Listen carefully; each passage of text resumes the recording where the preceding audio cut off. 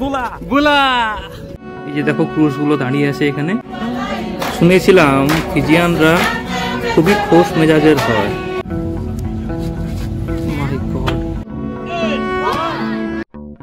Hello বন্ধুরা, কেমন আছো সবাই? আজকে আমরা যাচ্ছি তিভুয়া আইল্যান্ডের ডে ট্রিপে।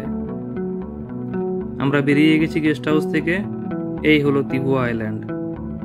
ওখানে যাওয়ার জন্য সবার আগে যেতে হয় দেনারো আইল্যান্ড। ওখানে পোর্ট আছে, ওখান থেকে ছাড়ে ক্রুজ। আর যেহেতু এটা ডে ট্রিপ, আমাদের পুরো ট্রিপটা দিনের বেলাতেই হবে। 9:30টার সময় দেনারো পোর্ট থেকে আমাদের শিপ ছাড়বে, আর আমরা আবার ফিরে আসবো বিকেল 4টা বা 4:30 নাগাদ। ফিজিতে যখন এরকম কোনো ট্রিপ হয়, সেখানে সব কিছু ইনক্লুডিং থাকে, লাইক খাবার, ড্রিঙ্কস, ট্রাভেলিং। আমাদের নিয়েছিল পার পারসন $150, মানে 5,400 ইন্ডিয়ান মানি।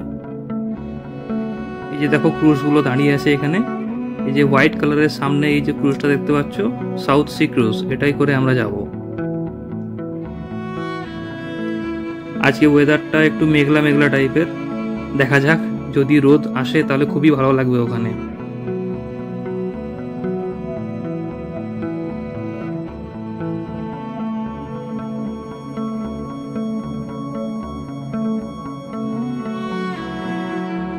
ওরা খুব সুন্দর গান বাজিয়ে ওয়েলকাম করলো আমাদের, আর যেতে না যেতে ওয়েলকাম ড্রিঙ্কস দেয় ওরা।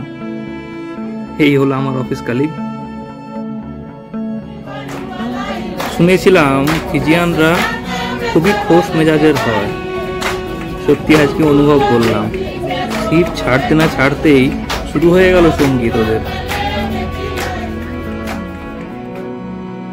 আমাদের ক্রুজ ছেড়ে দিয়েছে। এখন আমরা এগোচ্ছি তিভুয়া আইল্যান্ডের উদ্দেশ্যে। 1.5 ঘন্টা লাগবে ওখানে পৌঁছতে। এই হলাম আমি, বুলা। কিছু অপূর্ব লাগছিল। কি সুন্দর দৃশ্য, জলের কোলাহল, মানুষের কথাবার্তা, তার সাথে খুব সুন্দর ফুরফুরে হাওয়া। প্রাণটা পুরো জুড়িয়ে যাচ্ছিল।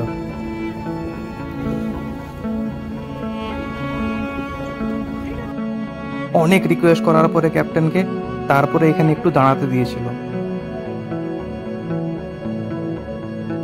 ব্যাস, তারপর আর কি, শুরু হয়ে গেল ছেলের কেত মারা। ওদের মোটামুটি গান বাজানো আর গান শোনানোটা কিন্তু থামেনি। আর আমি অপেক্ষায় আছি কখন আসবে আমাদের তিভুয়া আইল্যান্ড। ওই যে দূরে দেখা যাচ্ছে। আমরা পৌঁছে গেছি তিভুয়া আইল্যান্ড।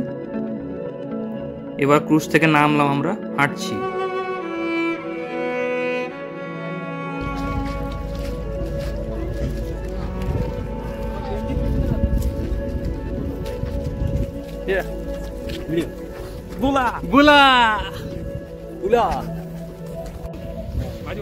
ফাইনালি পৌঁছলাম 1.5 ঘন্টা ট্রাভেল করার পর। গাইস, জলের কালারটা একবার দেখো জাস্ট।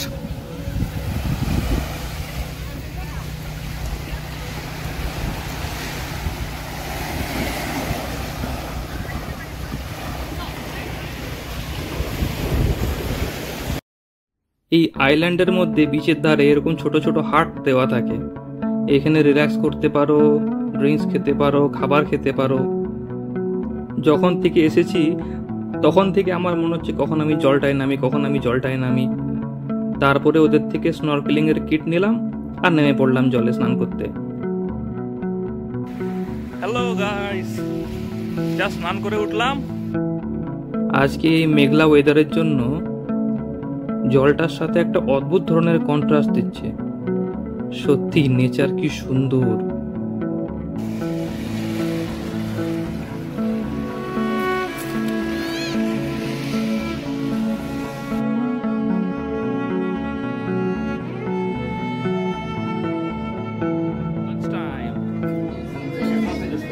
এইবারে আমরা লাঞ্চ করব।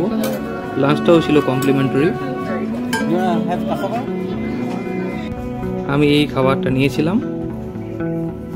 আর বিচের ধারে বসে হাওয়া খেতে খেতে লাঞ্চ করলাম। লাঞ্চ করার পরে আবার নেমে পড়লাম জলে। এত সুন্দর জল, না নেমে কেউ থাকতে পারে বলো তোমরা?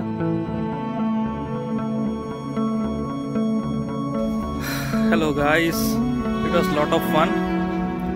দিনটা শেষ হয়ে গেছে প্রায়, এখন 3:30 বাজছে। আমাদের বোটের জন্য আমাদেরকে এবারে যেতে হবে, ওটা ডাকছে অলরেডি, কারণ এখান থেকে যেতে আবার 1.5 ঘন্টা লাগবে আমাদের মেন আইল্যান্ডে।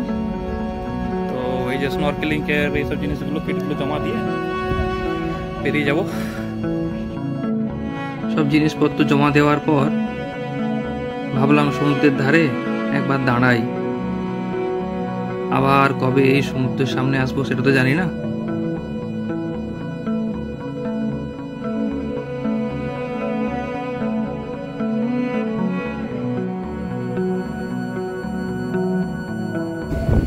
গাইস চললাম, ট্রিপটা শেষ এই আইল্যান্ডে, তিবু আইল্যান্ডে আমাদের ট্রিপ শেষ আজকের মতো।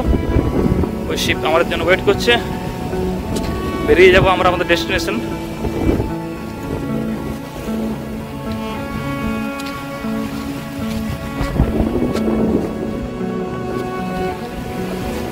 ढलती रात का एक मुसाफिर सुबह अलविदा कर चला।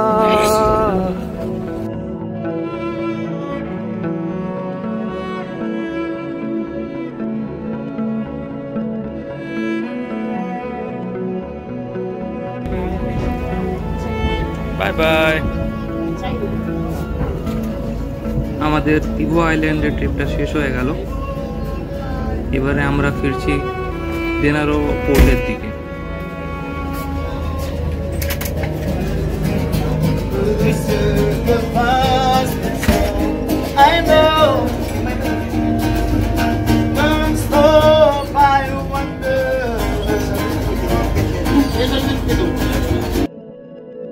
ভালোই টাইম একটা স্পেন্ড হলো, কিন্তু আর একটুক্ষণ থাকলে খুব ভালো হতো।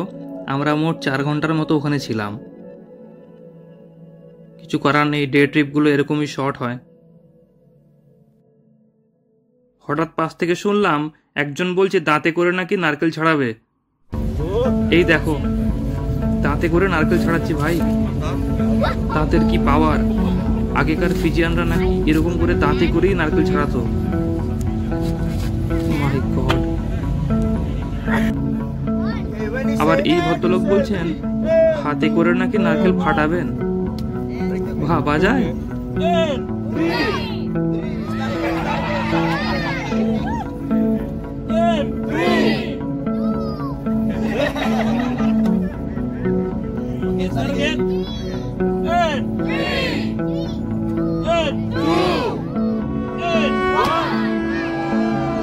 বাবা রে, নাইস।